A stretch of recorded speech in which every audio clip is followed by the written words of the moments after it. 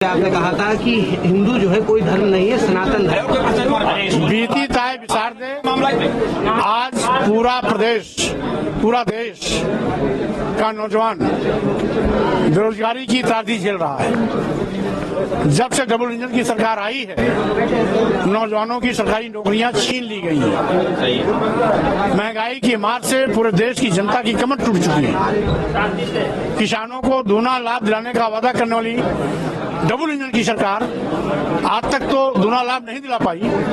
अलबत्ते जब किसानों के खेत में उत्पाद तैयार होता है, उसमें सरकारी क्रय केंद्र गायब हो जाते हैं। किसानों को बिचौलियों के माध्यम से अपना उत्पाद औने पौने दामों में बेचना पड़ता है। यही नहीं, कहने के लिए प्रधानमंत्री किसान सम्मान निधि दी जाती है 6,000 रुपया सालाना, लेकिन छुट्टा जानवरों का आतंक किसानों पर कहर बनकर के इस तरह टूटा है कि 100-100, 200 के झुंड में जानवर आते हैं, किसानों की लाख रुपए की फसल चर के बर्बाद कर देते हैं। लाखों की फसल चरवा करके 6,000 रुपए देने का बाबाई लूटने का ड्रामा करते हैं। किसान अपने को ठगा महसूस कर रहा है।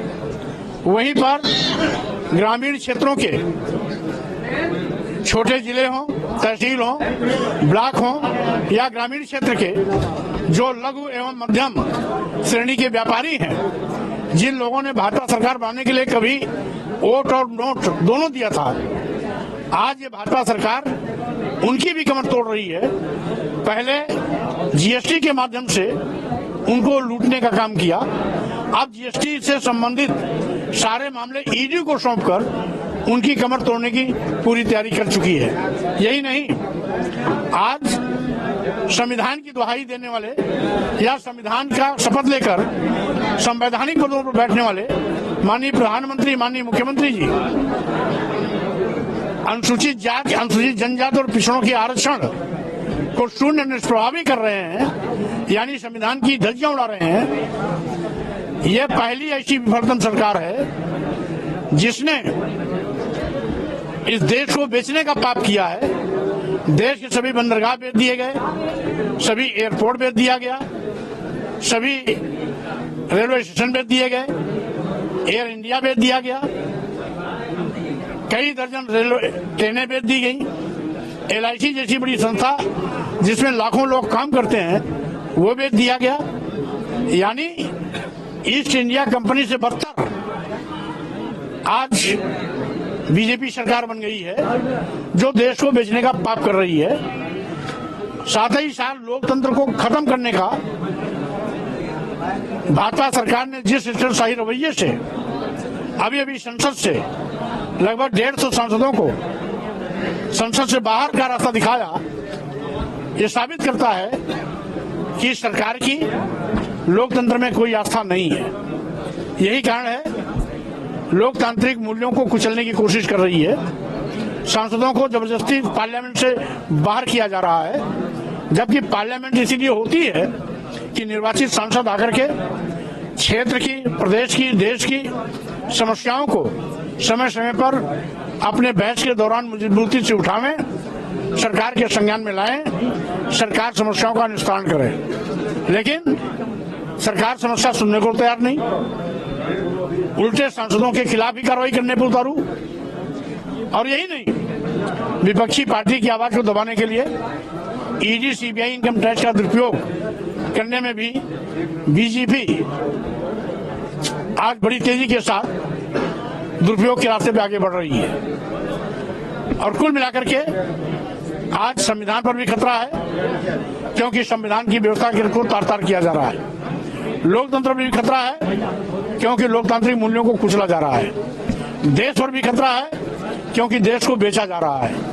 इसलिए देश को बचाने के लिए, लोकतंत्र को बचाने के लिए, संविधान को बचाने के लिए 2024 में भाजपा की विदाई तय है। इस नियत से हम गठबंधन के लोग, विपक्षी पार्टी का जो गठबंधन है इंडिया अलायंस, वो मिलकर के इनका सुपड़ा साफ करने के लिए संकल्पित है।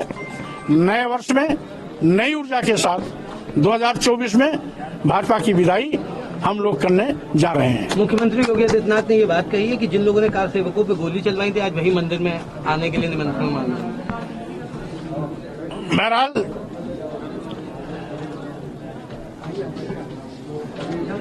मुख्यमंत्री जी खुद एक मठ के बड़े महंत हैं, पहले महंत हैं, बाद में मुख्यमंत्री हैं। उनको ये इस बात का अच्छी तरीके से ज्ञान है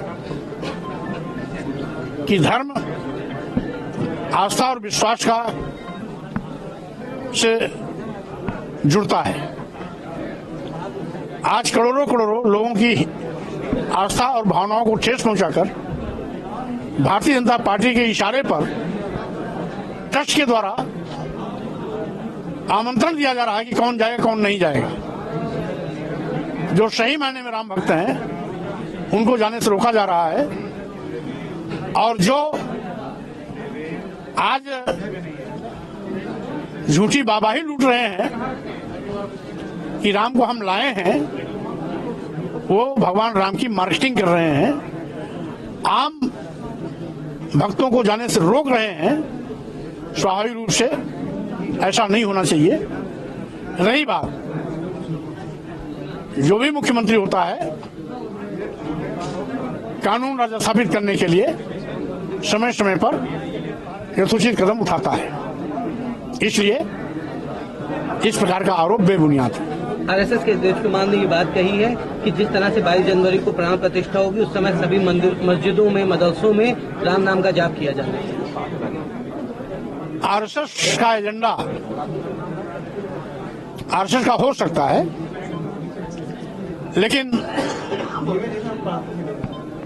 हर धर्म के लोग अपने मंदिरों में, मस्जिदों में, गुरुद्वारे में, जैन मंदिरों में, बौद्ध मठों में, गिरजाघरों में क्या करेंगे उस धर्म के लोग तय करेंगे। आरएसएस के फरमान से देश नहीं चलता, आरएसएस के फरमान से सभी धर्म बंधे नहीं हुए हैं, इसलिए उनका फरमान केवल बेमानी है। एक आखिरी सवाल रहेगा, आपने जो बयान दिया था कुछ समय पहले जिसमें आपने बताया था कि हिंदू धर्म कोई धर्म नहीं है, सनातन धर्म होता है। अब आज नया वर्ष है, नए वर्ष में नई बात की शुरुआत करिए। जो मैंने पहले कहा था उसको आप लोगों ने उसको आप लोगों ने लंबे अरसे से चलाया भी। इसलिए अब आज मैंने जो बेरोजगारी, महंगाई, किसानों के साथ हरकल्पी, व्यापारियों के साथ ईडी का दुरुपयोग कर कमर तोड़ने की तैयारी, संविधान के साथ खिलवाड़, लोकतांत्रिक मूल्यों को कुचलने की कुचेष्टा और भारत देश को बेचने का पाप जैसे महत्वपूर्ण बिंदुओं को हमने इंगित किया है। आज इस नए वर्ष में नई बात से शुरुआत करिए। में आपको बुलाया जाए तो आप जाएंगे? ये टच के अंदर से बात करिए।